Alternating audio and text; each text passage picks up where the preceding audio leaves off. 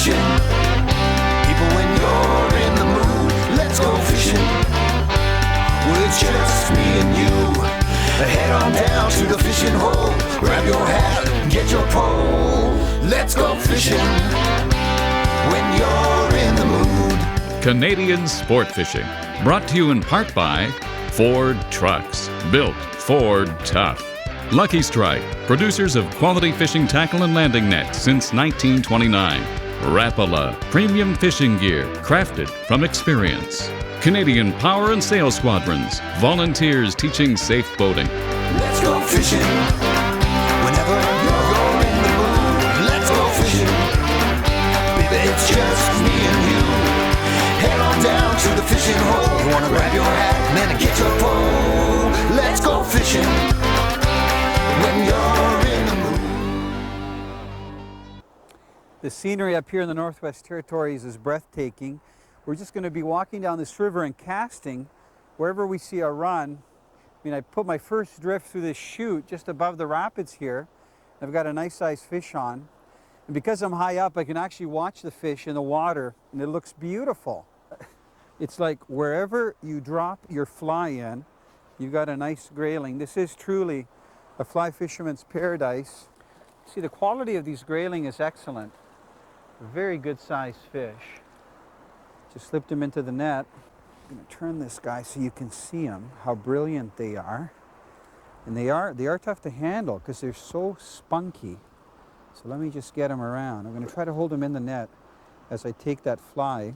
You can see most of them are hooked very nicely, either in the roof of the mouth or just below. So I'm just going to turn that around. And it just popped out. Look at this. What a lovely grayling. Nice and long. And there he goes. I was going to tell you a little bit about fly selection when you come up here to the Northwest Territories. I think no matter where you travel to, if you're going to be fishing streams like this or rivers for feeding fish, I'm talking like brook trout, could be rainbow trout, or grayling in this case.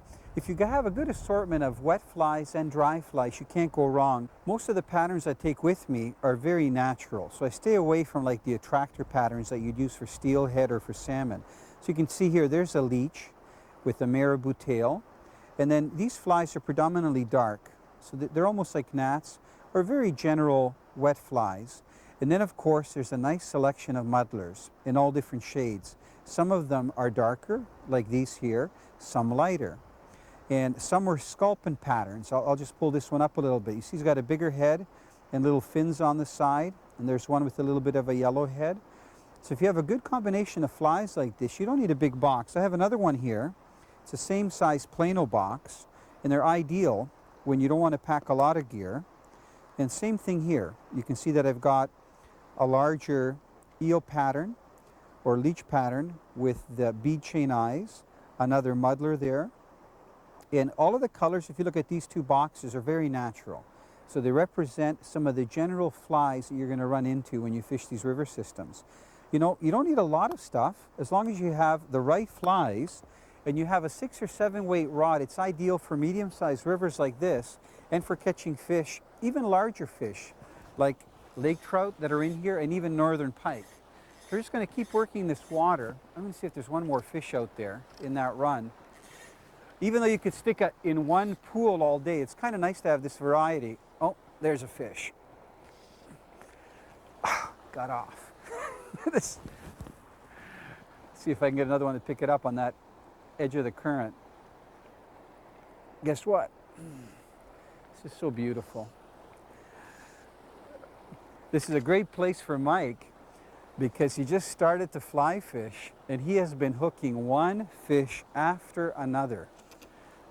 So I think he's going to have a hard time falling asleep tonight, and I know what he's going to be dreaming about. It's going to be getting these beautiful Arctic Grayling on a fly rod. Now you can see from the bend in this rod that we do have the outfit matched for the size of fish that we're catching. And I bet you some of these grayling are pushing about 3 to 4 pounds. This guy is just lightly hooked on the edge of the mouth, so I'm going to try to keep him on top. I won't even bother netting it.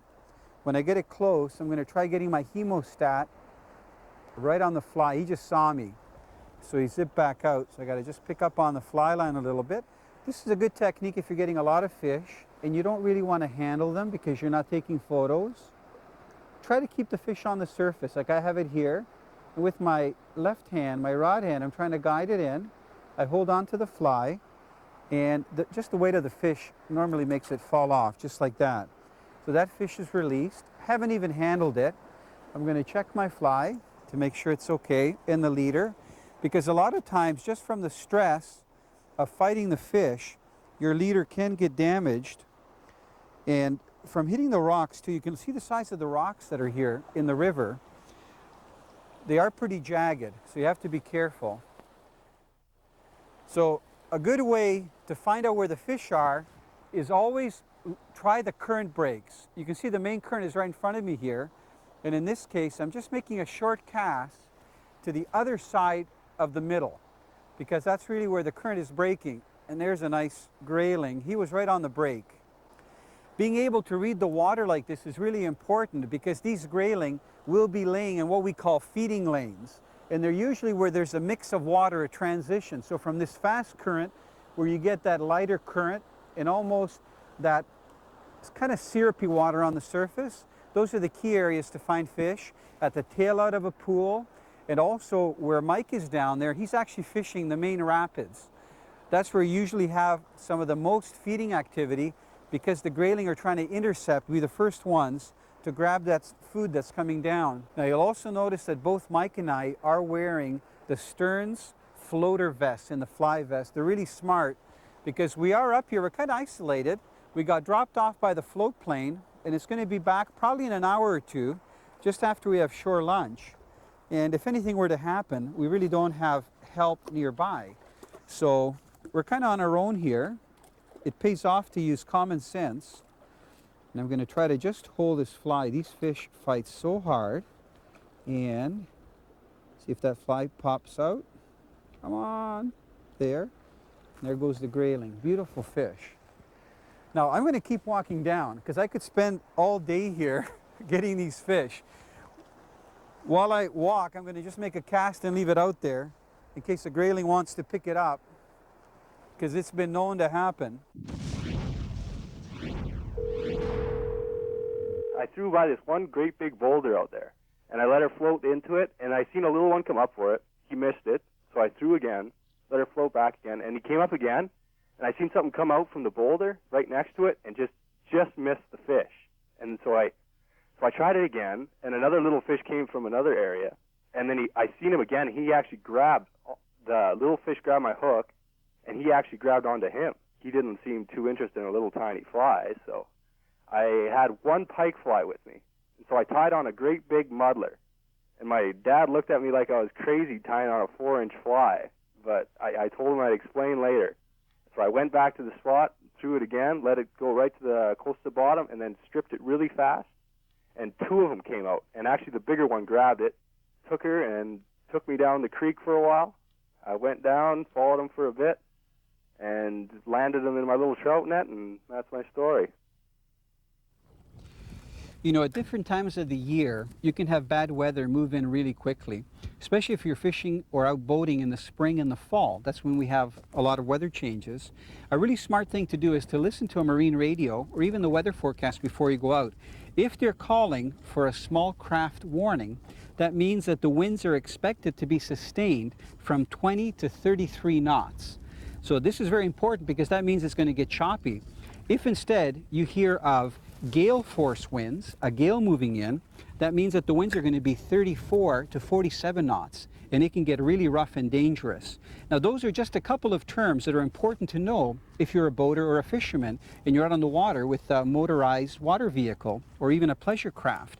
Now if you'd like to get more information and all the boating tips that have to do with boating in Canada, you can contact the Canadian Power and Sail Squadron, or you can go to our Canadian-Sportfishing.com website, and you can also get more information. That way you'll know all the rules, you'll know what everything means, and you'll have a safer time on the water.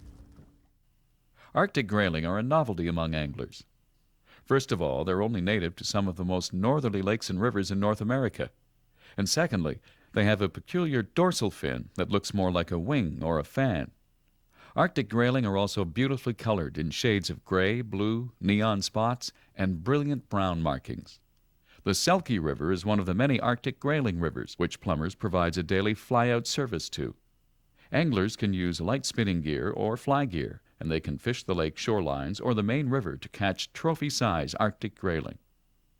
If you're looking for a world-class wilderness adventure where you can catch trophy after trophy, Plumbers Lodges in the Northwest Territories is the place. Oh, boy, doesn't seem to matter where you pop your fly out there, Mike. They're feeding so well. I just missed 2 fish out in the open.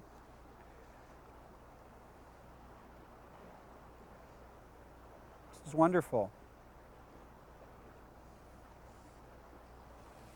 Have you had any hits down there? Not yet. No? Working on it. I'm sure any second. Every pool's just loaded with fish. Yeah, I'm getting 2 or 3 hits on literally every drift. I've got so much bow in my line because of the currents up here. Beautiful. I think everyone that comes up here to Plumbers should try at least grayling fishing for 1 half day. Just appreciate how plentiful they are, how well they take, especially if they're getting into fly fishing. Non-stop action. Really Yep. exciting. Look at that. Whoa. I agree.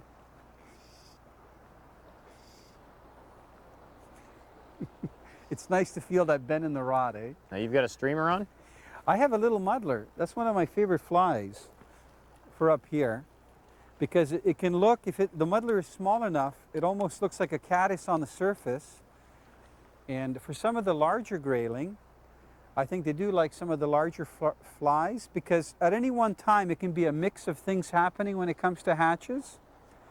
And also I found with the muddler, the little streamer, if there's a laker in some of the runs, they're more Maybe apt able to to get hit it. the streamer before they'll hit a dry fly. But I've also seen some nice lakers caught on dry flies.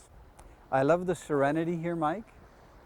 All you hear is the fast water in the background, It's going the to be splashing of the fish. it's going to be very tough to get used to the background noise of the city I know. going home. You can see this guy wants to get out of the net. He just needs to be patient here. Look at that. One quick look before he flies out of my hand. Beautiful dorsal. That fish is probably about 17 inches long. Just picture perfect Arctic Grayling. Gonna hold him on his side. Look at this. Look how clear that water is. Such a gorgeous creature. He's just getting orientated, and then he'll head back out to the main river. You can catch these fish all day long. And I'm just casting out there. I've got my sleeves wet, but you know what? It's okay. While Mike is rigging a fly, I'm just gonna make another cast right out to the middle. And hopefully I can show you how easy this is. Get the right amount of line out. And I'm gonna just cast this right to the middle of the run and just watch my line. Because these fish are up here, right at the top of the pool feeding. If I don't get one on this cast, I'm sure I will on the next one. So I didn't have a hit there. I'm gonna just strip that back in. And my target area is right here in the middle where that water is boiling. Because I know the most aggressive fish will be right at the top of the pool. They want to intercept the food as soon as it comes down that chute. This cast is going to be just a little farther over, and it should cover it. So if there's a big fat grayling in there, he should take. Right down the middle of the current. There's a hit. Missed him. So this is what happens. You can see the way my line has like an S in there because of the current. I don't mind missing fish. I'm going to cast it right back out there and keep my eye on it. Any little tug or different behavior in the line, and that means the grayling has scooped it up. So I'm going to let it go way down. There we go. Right at the back end of the main pool here. And the nice thing is you don't have to wade out far. You know, most of the wading is like knee high. Just going to get my slack line into the reel so I can use the drag. I'll tell you, even these little guys, it's a workout for your wrists and arms. Because when you get into 30, 40 of these Arctic Grayling, one after another, the fish is using that current to fight. When we came up early this morning, the exact spot right at the top of the river here there were two beautiful caribou that were crossing the river and just going about their business. Man, what a way to start the day. We were kind of all awestruck just watching the caribou walk right across the river and then head up the bank. I guess they're just on their migration route. But that's what kind of things you can expect to see up here when you come to the Northwest Territories. Look at the size of these Arctic Grayling. They kind of fit nicely in this trout net. Just making sure I've got lots of loose line here so I can handle this fish. And let's have a peek at it. I'm going to try taking the hook out first. They do use barbless hooks here at Plummer's, whether it's fishing for the lake trout or the Arctic Grayling or Arctic char, and I think it's really smart because you catch so many fish. Yeah, see if I can just reverse this guy. Trying to be gentle with him. Calm down. You can see how long he is. They're actually very hard fish to hold on to because they've got so much muscle. Look at that. Again, that dorsal fin. Look at the combination of colors there. And he's probably going to swim out of my hands in a moment. They're so gorgeous. And they love flies. So they're perfect. Look at this. I'm just going to edge him out a little bit. Just swimming nice and gracefully. He's a little tired, but that's about it. It all started when me, my dad, and a few friends of ours went out in a boat. Nothing was really biting till I cast into a hole. Huge catfish just swims out and grabs the bait. Gives me a fight of life. Almost snaps the line. Get it to the boat. Dad nets it, and that's pretty much what happened. Who's your favorite fisherman? My dad. Yeah, he teach you everything you need to know? Yeah. He takes care of you? Yeah. Go on in his boat? Yeah. What do you got to say to him? Greatest dad ever. All right, Jimmy, entomology 101. What do you got there, buddy? Well, I'll tell you, Tony, I'm going to pick up a little rock here just to turn it over without destroying it. If I pull it out slow, actually, I'm going to open it up a little more. You'll see that there is actually some little wing components and antenna components and actually legs that are starting to develop at this stage. Was that neat or what? Wow, double header right at the same time. It was, yeah, like Both tucked. instant. Just hit it so nicely on the surface. Okay, are your friends going to believe you? No, this is going to be real Just tell fun. them, watch the show, then come and talk to me about Right it. here, we've got two on. There's two sitting right underneath here watching the show. Amazing. Looking up above, seeing all the action. Amazing. Are you Wow. going to be okay landing yours? Oh, I'll give it a shot. You'll manage, okay. My arm's getting Take your tired. time. It's hard to keep doing this. Wow. Not that hard. No, I not just really. love seeing their fins and everything in this clear water. Yeah, they've got tons of It's, energy. Maybe if I can get mine off first, I'll come over and help you Yeah. with yours. You can't just pull them right in. No. The anticipation of watching them take the fly is Yeah. what I like the best. Just getting them in like beautiful summer temperatures, 75 degrees. And I need this guy just to calm down a little bit so that I can get the fly out of his mouth. And what he's done here, flies out, but it's actually through the snout. This is an interesting situation. I don't know if you can see this monofilament line. Fly's gone through his snout, so I got to pull it back through there, and now I'm going to unhook it gently there, and there goes one beautiful grayling. And Mike, is yours ready to net? Absolutely. Okay, nice and easy. You know what, I think this fish is thought out. I may not even need the net. If you just get it close. Yeah, now it starts to fight, right, when I'm about to take the hook out. Come on, slow down. It's hard to believe it was going to snow at the Tree River the other night. Oh yeah, I'm sure that in the next couple of weeks, the weather's going to change real fast. Almost got this fly out, Mike, so you can continue fishing. It's out of the fish. I just want to be real careful. Let me release the fish first to get it out of there. Wow, they're so plump, aren't they? Look at it. Beautiful. Canadian Sport Fishing has been brought to you in part by Ford Trucks, built Ford tough. Lucky Strike, producers of quality fishing tackle and landing nets since 1929. Rapala, premium fishing gear crafted from experience. Canadian Power and Sail Squadrons, volunteers teaching safe boating.